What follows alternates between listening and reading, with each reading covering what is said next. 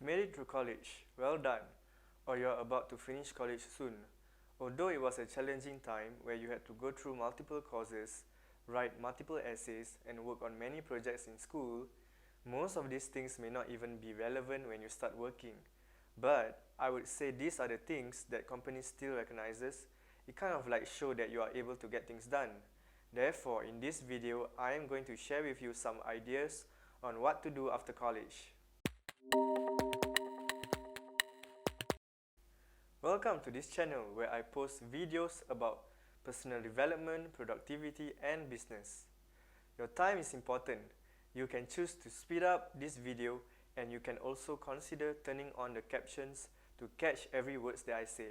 Shout out to my student and my friend Irfan, who just turned 11 years old recently. Enjoy and work hard in school. NBA All-Star Weekend at Cleveland.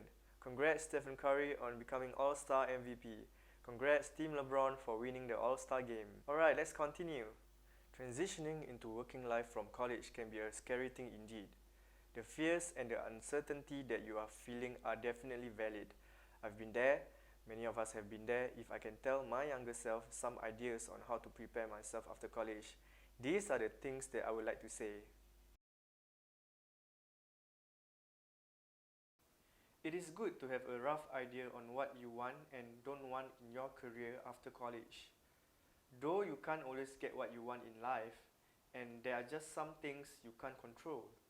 But by being clear alone will cut off unnecessary frustrations along the line. For example, I went an interview before and the interviewer mentioned that the others work long hours till late at night. And he said, you gotta work hard like you have never worked hard before. So I accepted it.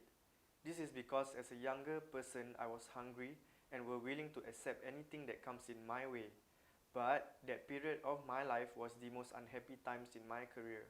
So be clear how much amount of money you want to make, how many hours you want to work, and what kind of expectation that you want for yourself, and also those who you are going to work together with. By being very clear and communicating often on the things that you want, you will usually attract the right things and you will have a good gauge on how your life is going to be. Let's face it, we are all different. We have different expectations and values. We come from different upbringing, and for some, they finish college at a later age. For most of these people, they may think that they are far behind and their peers are ahead of them. But we do not know what others are going through. They may be ahead in life, but they may not be good in money or is still in student loan debt. There are crises in their life that they just don't talk about. Same with you. We may have our own personal challenges that others do not know, and nobody knows about our battles and private victories. What you often see may not always be the case. Your peers who are doing better than you, use these things to motivate you.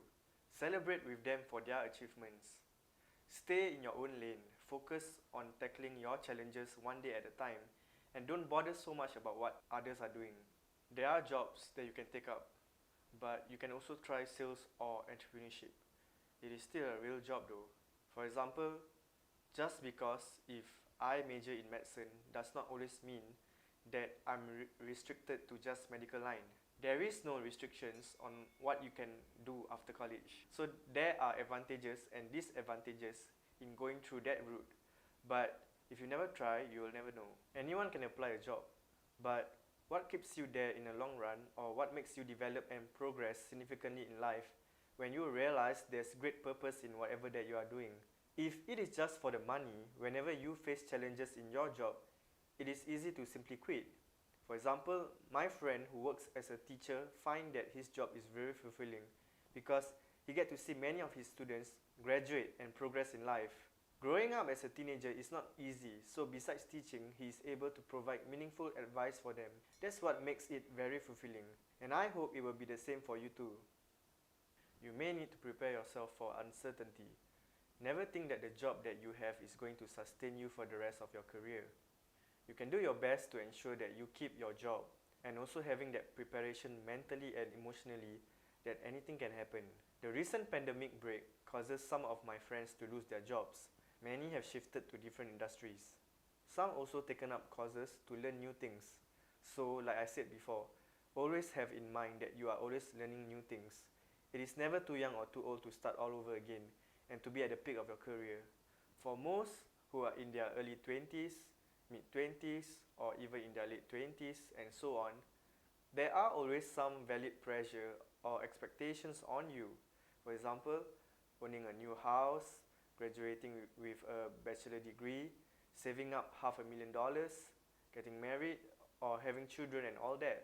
All I can say is, nothing comes naturally, and whatever you focus on, you will eventually get.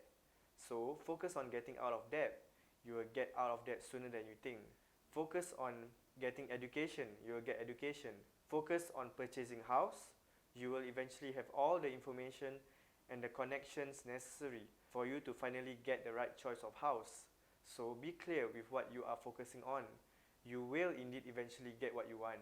Some college students who just graduated started out their career broke. Not all, some. And after finally getting their first salary or income, there is this illusion that now that they have a job, they are stable, they can afford and spend on everything that they want.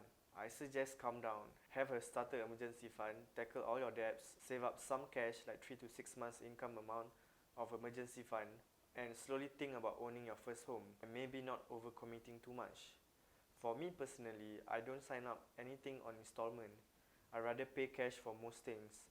And also when it comes to getting insurance, it is good to take some time too. Take your time guys, really, take as much time you need deciding on what job, what career or what purchases and commitments that you are going to take up. I know that many don't want to waste any more time, especially after college. But making hasty decisions can cost you a lot of time and even money. Anyway guys, thank you for watching this video. Do contribute if you have any advice on the comments below for those who are thinking on what to do after college. I'm planning to post a video every Tuesday night. I may sometimes post more than one during the week. Subscribe to my channel, turn on the notification so that you won't miss any of my videos.